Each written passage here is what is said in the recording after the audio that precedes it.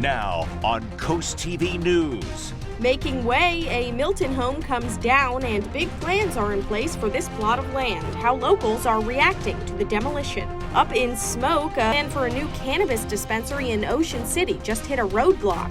Why the town says no and what's next. And a diplomatic detour. A U.S. trip to Greenland took a turn. Why tensions flared and how the visit changed last minute. This is CoastTV News at 11. An old house in Milton no more after approved site plans warranted its removal. Good Friday evening. I'm Christina DiRobertis. Welcome to CoastTV News at 11. We begin tonight with nothing. That's what you'll see on the corner of Cave Neck Road and Route 1 in Milton as a house was demolished this morning. It's to make way for the approved Chapel Farm development. The house was the last structure that needed to be removed in order to start building.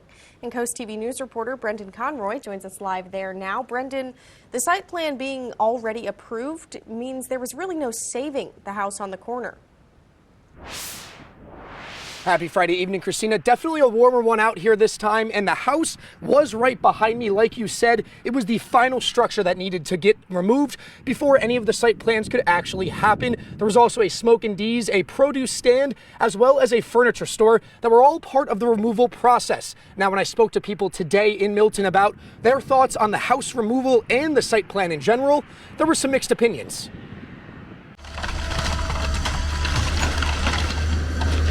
This is that house being demolished earlier this morning, and this is the scene after all was said and done. Over 100 multi-family residential units, commercial space, and parking space are included in the just under 45,000 square foot Chapel Farm site plan. Donald McCauley has lived in Milton for over 20 years. He told CoastTV he wishes the old home stayed and that there is just too much growth on the coast. We don't need any more homes. And I know that the state and the town make more money. Come on. I mean, we're going to get hemmed in pretty soon. You're not going to be able. We don't need, in the summertime, we don't even go down the shore.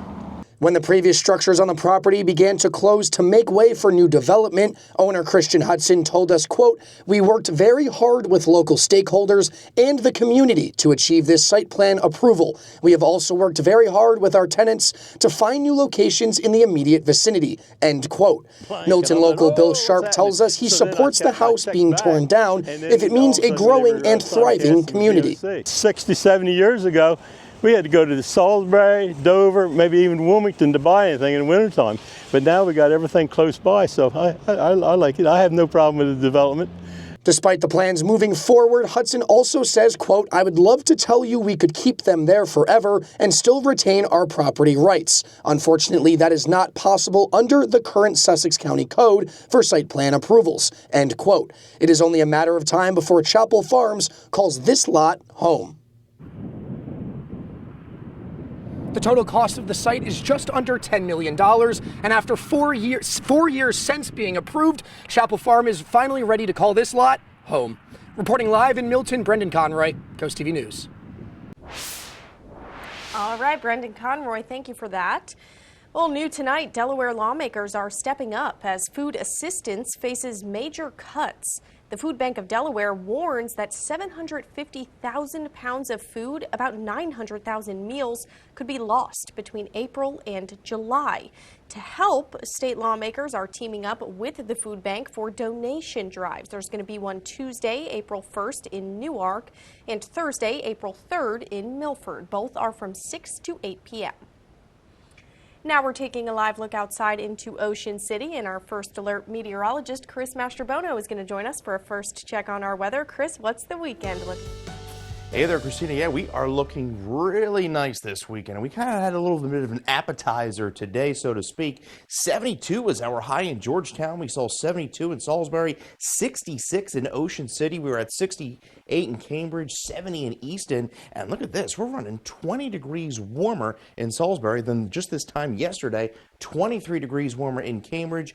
Temperatures right now holding in the upper 50s to lower 60s. It's going to be a balmy night, mild night to say the least. We had some light shower activity pass well to our north. We just have a few clouds across the area. Warm fronts pushing in, and that's going to lift through the area overnight.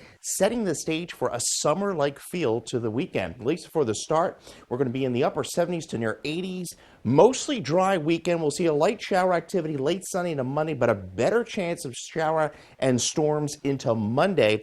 We'll talk about a potential severe storm threat into Monday night coming up in that full 7-day forecast. Christine. All right, thank you for that, Chris. Well, here's a look from above at the growing town of Milton. That growth has sparked the creation of an affordable housing committee in 2024. And as Coast TV reporter Zakia Jennings reports, Milton Planning and Zoning continued reviewing reports from Milton's Affordable Housing Committee this week.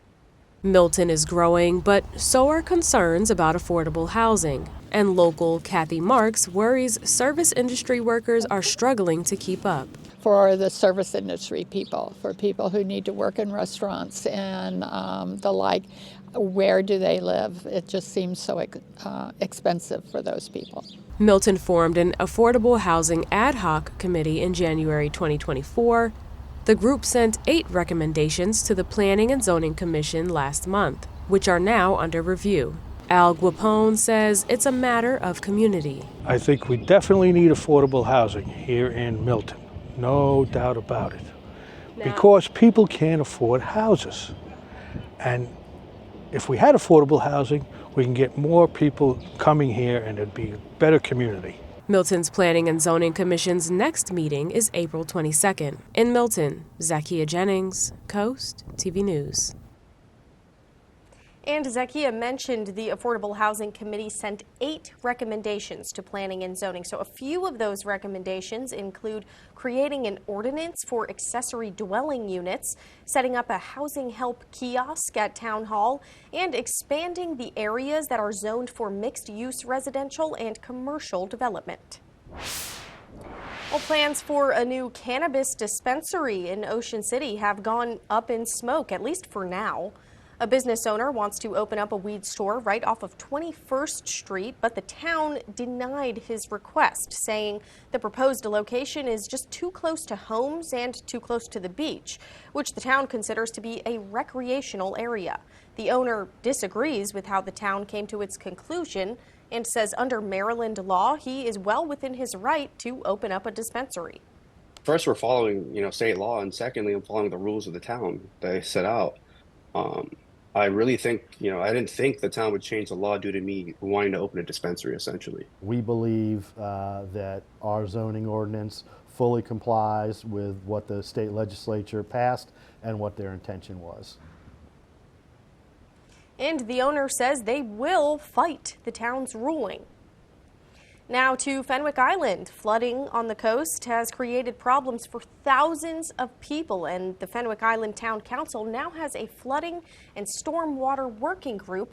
They met today to discuss these problems. Flooding, officials say, causes a lot of problems in Fenwick, and they say they need more berms. It's something that prevents flooding. But they also say they need more funding to get those berms. They reached out for potential funding from DEMA, but say they didn't hear back. Property owners tell us flooding is getting worse there. Occasional, every other year, 1-inch floods, and within 2 or 3 years they were 2-inch floods, and then there were several of them, and then they became 4-inch floods. And in today's meeting, working group member Tim Bergen said the group is going to have to spend money if they really want to see any results there in Fenwick. And this does bring us to our Coast TV poll tonight. We want to know, what should Fenwick prioritize? Let's take a look at the results, see what you all think. 61% tonight saying drainage upgrades, 25% saying new flood zones, a few with public awareness or road elevation. We want to know what you think, though. It's not too late to vote. You can still vote on CoastTV.com or by using our mobile app. To state politics now, a group of Democrats in the Delaware House of Representatives are pushing a bill that puts restrictions on local law enforcement in assisting the federal government with illegal immigrants. House Bill 94 restricts local law enforcement to help federal agencies with their efforts if they take place at schools or churches. They can only assist if they get permission from the Attorney General. And it is worth noting a similar bill is being debated in Maryland's General Assembly. A hearing on House Bill 1222 took place this week in Annapolis. These lawmakers want to ban state and local law enforcement from entering into immigration enforcement agreements with the federal government. It would then require any current agreements to be terminated by July 1st. The bill has been approved by the state House and is now being reviewed in the state Senate. And right now over on CoastTV.com, you can see the new bills and what they're all about and other new legislation that's been introduced this week. Well, Vice President J.D. Vance led a delegation to Greenland today. His trip comes as the Trump administration has spoken repeatedly about the president's idea to annex the island. It's an idea that Denmark and Greenland have firmly rejected. Julia Benbrook is at the White House with details on today's trip and how the itinerary changed over the last few days. This trip changed a lot over the last few days. When the White House first announced it, they said that Second Lady Usha Vance would be leading a delegation to Greenland to celebrate the local culture of an island that President Donald Trump speaks frequently about annexing. The trip plans quickly became contentious, with the leader of the semi-autonomous Danish territory calling the visit, quote, highly aggressive. Vice President J.D. Vance decided to join the trip, posting this on social media. There was so much excitement around Usha's visit to Greenland this Friday that I decided that I didn't want her to have all that fun by herself, and so I'm going to join her. The trip plans then changed. The Vances visited a U.S. military installation miles away from any civilian population center. The vice president criticizing the Danish government while he was there. Our argument is very simple. It is not with the people of Greenland, who I think are incredible and have an incredible opportunity here. Our argument really is with the leadership of Denmark, which is underinvested in Greenland and underinvested in its security architecture. Just hours before the Vances arrived, Greenland's four leading parties formed a coalition government, shutting out a staunch pro-independence party that had expressed interest in working with the United States. Greenland is home to about 57,000 people, and the new coalition members represent about 75% of voters. Reporting at the White House, I'm Julia Benbrook. And we are just getting started this evening. Coming up in sports tonight, Salisbury men's lacrosse is on the verge of an 11-0 start. We hear from two captains driving the Gulls' success. But first, it is Friday, so we have all the cool things to do this weekend when we come back. And a nice 80-degree temperature in Cambridge on Saturday. A mild weekend ahead. A little cooler there in Crisfield on Sunday with some cloud cover, but we are keeping a close eye on some potential strong to severe storms as we go into Monday night. We'll talk more about that in my full forecast a little bit later on in the newscast. If you're looking for a weekend full of fun and flavor, Sussex County is definitely the place to be. You can head to 302 Social Eatery in Rehoboth Beach this Saturday for the first ever Love Your Craft Beer and Oyster Fest. Beer lovers can also head to the 302 Beer Drinkers' Choice Awards in Lewis on Sunday. Sip and sample your way through the best brews Delaware has to offer and vote for your favorite. If you want to get up close and personal with the Eastern Oyster, join Dr. Ed Hale at Lewis Public Library on Sunday for a talk about how oysters help protect our coastline. You can join in person or tune in virtually. And wrap up your weekend with open mic night at Dogfish Head's Milton Brewery on Sunday. For all the details, just head over to CoastTV.com and click on Cool Things to Do.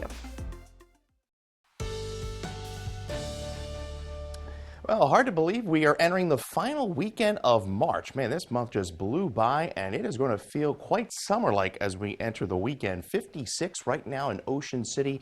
That's normally where we should be at for an average high for this time of year. So that gives you kind of an idea of the type of air mass that we're dealing with. We're at 62 right now in Seaford, 60, Milton 59 in Rehoboth Beach, 60 in Salisbury, 59 in Georgetown. Small craft advisory continues through about 2 o'clock tomorrow. go from the Delaware coast on southward, Ocean City down to Chickateague, and across the bay, those areas are up through about 11, where we could see some winds in excess of 25 there. Now, we had light shower activity, northern Delaware, portions of southeastern Pennsylvania, and through Jersey. We have stayed relatively dry.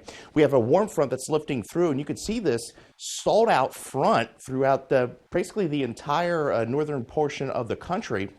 And you can see it here on the temperature map, this big ridge, this big dome of moisture and heat that's going to be building into our area as we go throughout the weekend. 45 Minneapolis, but 71 in St. Louis. As I mentioned, a balmy night, 59 degrees, mostly cloudy skies, southwest winds anywhere between about 10 to 15. So this is pretty cool. We have a partial solar eclipse. Now, the further northeast you go into Canada, the better chance you have of seeing it. Now, for here in Delmarva, there's going to be a lot of cloud cover, at least early on tomorrow. Sunrise is at 6:49. Now, the maximum eclipse time would be 6:52. Now, it's going to appear like the moon is taking a little bite out of the sun. Now, you need proper eye protection.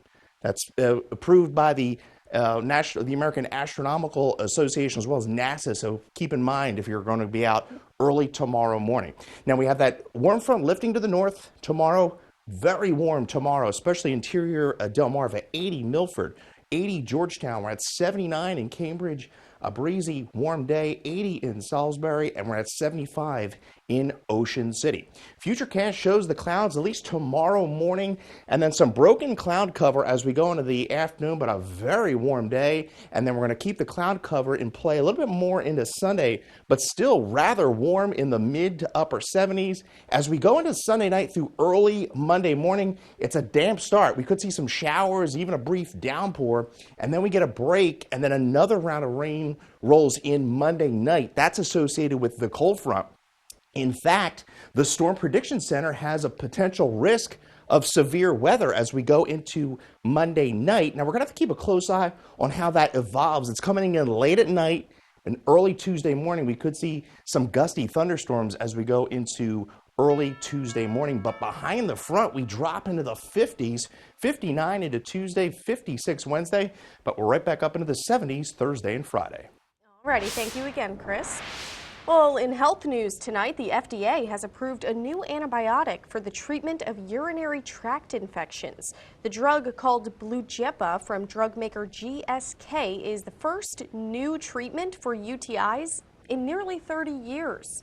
The drug was approved for women and girls 12 and up with uncomplicated UTIs, often caused by bacteria, including E. coli.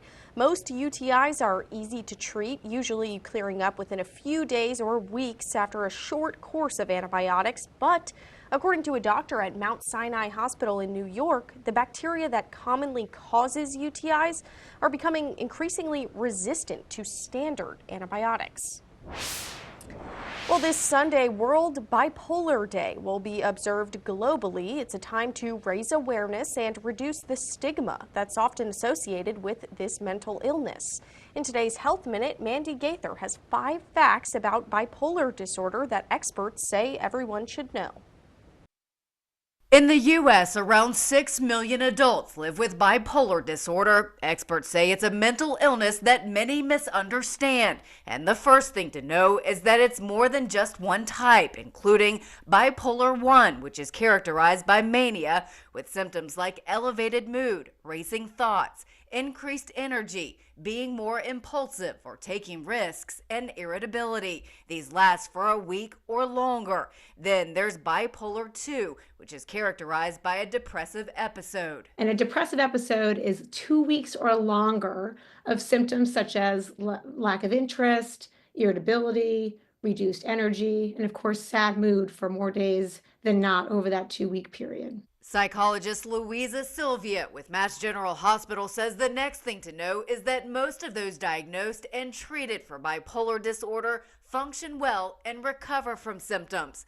Third, Sylvia says it typically takes about a decade to get a correct diagnosis simply because of a lack of knowledge around this disorder. Fourth, she says about half of bipolar disorder patients also face other conditions at the same time, like anxiety, an eating disorder, or substance use disorder. Finally, if you're experiencing symptoms of bipolar disorder, help is out there. Sylvia says primary care physicians can help find a treatment that's right for you, but early detection is important. The more episodes you actually experience of bipolar disorder, evidence suggests that makes it more difficult to treat. For Health Minute, I'm Mandy Gaither. Moving to sports tonight, Salisbury men's lacrosse is off to another perfect start, and DSN's Tim Nolan caught up with the captains leading SU's success. Delmarva Sports Network from the Wawa Studios. Yeah, if you've lived in this area for a little bit, you know that once the calendar turns to spring, one of the best programs in America is right in your backyard. Salisbury men's lacrosse is 10-0 to start this season. The number 2 Seagulls are beating their opponents by an average of 9 goals per game, and 5 of those teams were ranked. Ahead of the goals conference opener tomorrow, hear from 2 Tewaaraton watch listers, senior attack Bryce Bromwell and graduate student John DeFazio, who say why this team is poised to win it all after last year's NCAA quarterfinal exit. The people that are looking at us right now, like all the outsiders, say that we lost so many guys and stuff, and I think that our team kind of looks at it like we're ready to go. Like, we got some younger guys, and I think they've stepped up to the plate, and we're ready to win it all and prove people wrong. I mean, after last year, we got rid of a lot of good kids, and I think a lot of kids stepped up this year and knew what they had to do. So I think all that, plus all the practicing the coaches have planned us for, and all just us knowing what we have to do, taking it day by day, I think has us a good chance to win the national championship. Now, not all sports seasons in Maryland can end with a ring. The Lady Terps fell earlier tonight in the women's Sweet 16 to top-seeded South Carolina, 71-67. Still, plenty to be proud of in College Park. This was the first time ever that men's and women's basketball both made the Sweet 16 in the same year. That's it for sports. Coming up next, phones and focus. Why experts say not getting distracted might be harder than you think. This is CoastTV News at 11. If you ever feel distracted by your cell phone, turns out the problem may be you. That's according to a new study. Researchers found that when faced with boring tasks, people do use their cell phones for distraction. But if it's not nearby, you'll probably just distract yourself some other way. The experiment does not prove this, but it did use 22 people working on computers. And those who did not have a phone within arm's reach used the computer to distract from work. The study's author says distractions are everywhere, but that's not really the problem. The problem is that people seek them out. According to a new survey, Americans are more worried about rising unemployment than they have ever been in over 15 years. The survey from the University of Michigan found consumer sentiment tanked 12% this month. Respondents blamed President Trump's trade war for their concerns. 2/3 of consumers expect unemployment to rise in the year ahead, the highest reading since 2009. Those worries come on top of increasing fears of higher inflation. Walgreens agreed to pay millions, more than $2 million, to settle allegations that overbilled Medicaid programs. Walgreens was accused of submitting inflated prices for certain generic medications to Medicaid programs in Georgia and Massachusetts. That was over a 15-year period. Now, as a result, the states claim their programs had to pay more for those medications than they should have. Well, a powerful 7.7 magnitude earthquake struck part of Asia Friday afternoon, according to the United States Geological Survey. NBC's Janice Mackey reports from Beijing. This morning, a massive earthquake causing chaos across Southeast Asia, measuring a powerful 7.7 and a 6.4 aftershock, striking Myanmar and triggering a state of emergency. Its impact felt in cities across the region as far away as Bangkok, Thailand. The city, declared a disaster zone by Thai officials, is home to 17 million people, many living in high-rise apartment buildings. This skyscraper shook, buckled, and was reduced to a pile of rubble as people looked on in disbelief. The quake forceful enough to turn this rooftop swimming pool into a waterfall. Frightened office workers captured on camera were scrambling from their desks as the tremor caused buildings to sway. I was in my lazy boy and all of a sudden it moved back and forth and then it toppled over and I hit my head on the table, but it didn't leave a mark and I didn't break the glass table either. Alarms going off as the quake hit around midday in Bangkok. Crowds were waiting at rail stations to evacuate from more densely populated areas. Reports from inside Myanmar have been slower to come, but videos on social media showed debris in the streets and broken roads and a major bridge near Mandalay that fell to pieces into the river. We have quite a nice weekend ahead of us. 80 degrees for our Saturday, a few clouds in the morning and then breaks in those clouds through the afternoon. We will have more cloud cover in play through Sunday, 75, but a rather dry weekend before we see a strong cold front move through on Monday. Stacy Knapp of Georgetown, Delaware, you're the winner of our Paul Davis umbrella, and you get your forecast at any time by dialing our First Alert Weather phone. Now, your extended forecast shows that 75 on Sunday. Now, we could see some late overnight showers Sunday into Monday, so a damp start to Monday, but then we're keeping a close eye on Monday night for the threat of some strong to severe storms, and then we cool down behind the front into the 50s, and then we're right back up into the 70s Thursday and Friday with a chance of more showers Friday through Saturday. Okie doke. Okay, thanks, Chris, and thanks for joining us for Coast TV News at 11. For some more local news and local weather, you can find that on our Coast TV News app.